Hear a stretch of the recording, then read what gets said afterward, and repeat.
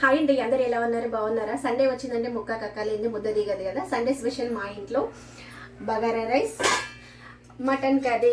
నాకు చిన్న ఉన్నప్పుడు గుర్తులు అయితే గుర్తొస్తూ ఉంటాయండి. బగారా రైస్, మటన్ కర్రీ చేసినప్పుడు మేము చిన్న ఉన్నప్పుడు అయితే మటన్ కర్రీ అయితే చాలా తక్కువ, చేపలు, చికెన్ మాత్రమే పెళ్ళిళ్ళకు మాత్రమే వెళ్ళినప్పుడు తినేవాళ్ళము. అది కూడా మా తెలంగాణలో సారీ ఫంక్షన్కైనా, గృహప్రవేశానికైనా, పెళ్ళిళ్ళకైనా తప్పనిసరిగా ములుగు బొక్క, బగారా రైస్ కింద కూర్చోబెట్టే వాళ్ళు, ఇస్తరాకులు వేసి rice, bagara rice, mutton curry పెట్టేవాళ్ళండి. ఆ బగారా రైస్లో బఠానీలు ఎక్కువ వేస్తుండే, ఎక్కువ పడతాయా అని చూస్తుండేదాన్నండి. వేసేటప్పుడు కొంచెం ఎక్కువ బఠానీలు వచ్చేటట్టు వేయమని చెప్పేదాన్ని.